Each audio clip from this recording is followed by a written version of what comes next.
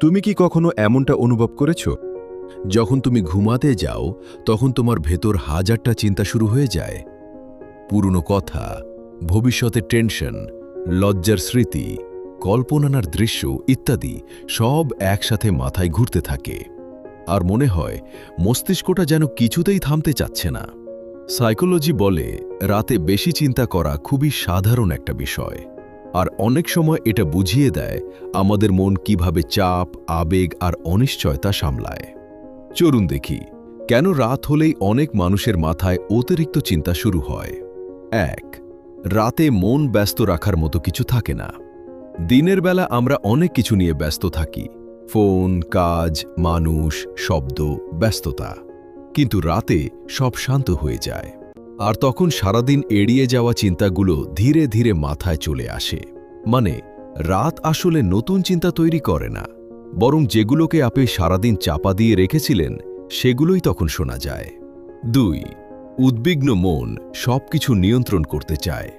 আমাদের মস্তিষ্ক অনিশ্চয়তা একদম পছন্দ করে না, তাই ঘুমানোর আগে অনেক মানুষ একই কথা বা পরিস্থিতি বারবার মনে করে। কাল কি হবে? আমি ঠিক বলেছিলাম তো? কিছু খারাপ হবে না তো? মনে হয় বেশি ভাবলে হয়তো সবকিছু নিয়ন্ত্রণে রাখা যাবে, কিন্তু বাস্তবে এই চিন্তাগুলো থামতেই চায় না। ৩. রাতে আবেগ আরও বেশি অনুভূত হয়। গভীর রাতে আমাদের মানসিক শক্তি অনেক কমে যায়, তাই তখন ছোট সমস্যাও অনেক বড় মনে হয়। দিনে যেটা সহজ লাগছিল, রাতের নীরবতায় সেটাই ভয়ঙ্কর বা ভারী মনে হতে শুরু করে। এই কারণেই রাতের চিন্তাগুলো অনেক বেশি ইমোশনাল লাগে। ৪. যারা আবেগ চেপে রাখে তারা রাতে বেশি ওভারথিঙ্ক করে।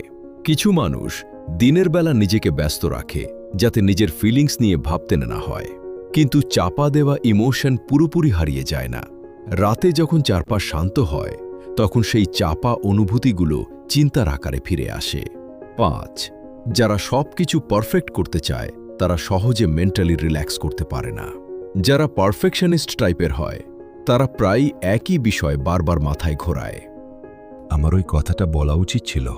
কাল যদি ভুল করি, গুরুত্বপূর্ণ কিছু মিস করলাম না তো? তাদের শরীর ক্লান্ত থাকলেও মাথা তখনও প্রবলেম সলভিং মোডে থাকে, তাই ঘুমানোর সময়ও মন শান্ত হতে চায় না। রাতে বেশি চিন্তা করা মানেই আপনি দুর্বল না।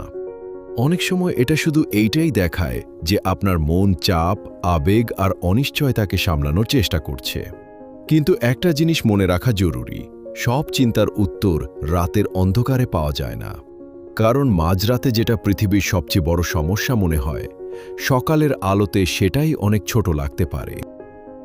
এমন আরও মানুষের মনের ভেতরের গল্প জানতে চাইলে চ্যানেলটা সাবস্ক্রাইব করে রাখো, কারণ এখানে আমরা শুধু মানুষকে দেখি না, আমরা বুঝি তারা কেন এমনভাবে থাকে।